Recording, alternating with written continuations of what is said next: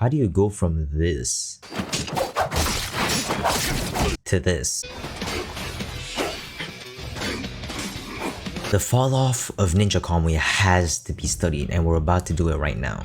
Episode 1 seemed pretty dope. We get introduced to Higan, a former top ninja who escaped his clan and formed a family hiding from his old violent past. However, the clan doesn't let people simply leave with no repercussion.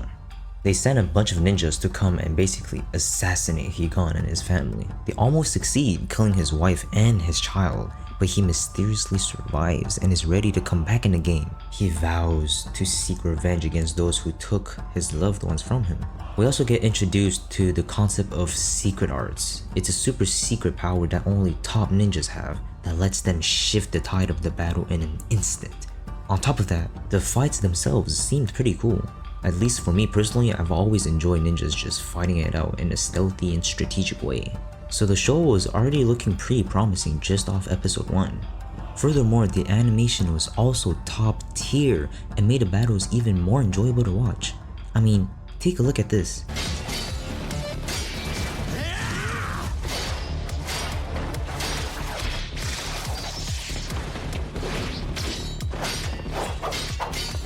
After that whole ordeal where Higan lost everything almost, he teams up with 2 agents from the FBI, Mike Morris and Emma, who's by the way the best character in the show. Their dynamic is honestly really wholesome and great to watch. They're not the only ones who form an alliance, however.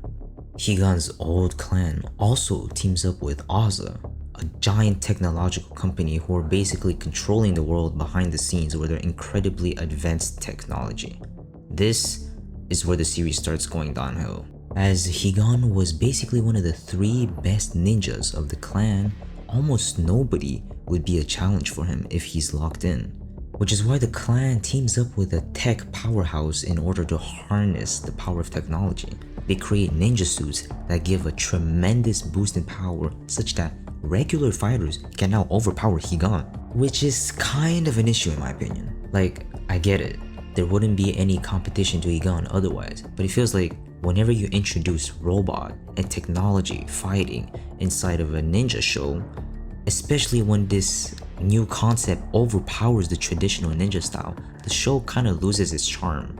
So Higan gets his ass beat by these random executives in a suit, and suddenly he's on a run. Like, what happened to getting your revenge? The world's deadliest ninja got stopped by a few randoms in robot suits. Lucky for him, Higan gets saved by a double agent working at Oza, who turns out to be Emma, the FBI agent that he met earlier, who's actually a triple agent and is secretly also a ninja. Honestly, her character is what single-handedly saves the show. Speaking of which, the writing of the different characters in the show is also pretty good actually, but it's not good enough to take my attention off the fact that most fights end up being a technological face-off, which is pretty lame in my opinion. And it's not like the premise of the series was like, the old traditional way of the ninja will remain undisputed against the rise of modern technology. Cause at that point I could have let it slide, but Higan, instead of resorting to a ninja power-up, literally decided if you can't beat him, join him, and he also got himself a robot suit. And to make the matter worse of the ninja being drowned in the new technology, Higan literally had to ally himself with Discord mods. Like, what the hell is this? Like, how more helpless can you get, bro? Like, you're literally getting carried by this fat man sitting in his chair all day playing Valorant and talking to his e-kitten that he probably tamed by giving her Discord Nitro. Like, bro, like, this is just lame and pathetic. Alright, for real though, the over-relying on technology in this ninja world kinda took off some of the appeal of the show for me. I get that the story is set in a futuristic cyberpunk-like setting, but you have to find a balance between your ninja style and your new tech-savvy style. After Higan gets his robot suit, he becomes instantly more powerful, and the reason he's able to win against these other characters is mostly because he has a better suit. Again, losing sight even more of the initial charm of Ninja Kamui. Now at this point, I'm like, where the hell are the ninja battles? The name is literally Ninja Kamui. This isn't what I signed up for. Like, huh? You, on the other hand, should subscribe right now if you want to sign up to be part of the OGs before we reach 1K subs soon. It's free and you can unsub anytime. I really appreciate it. In the final climax, the very last battle between Higan and Yamaji, the old boss, and his old friend Zai, supposedly the 3 best ninjas of all time. This is what it looked like. What the hell? Oh my god, no. I'm sorry, but that's absolutely pathetic. I really had high expectations because of the first few episodes, but it just started spiraling downwards.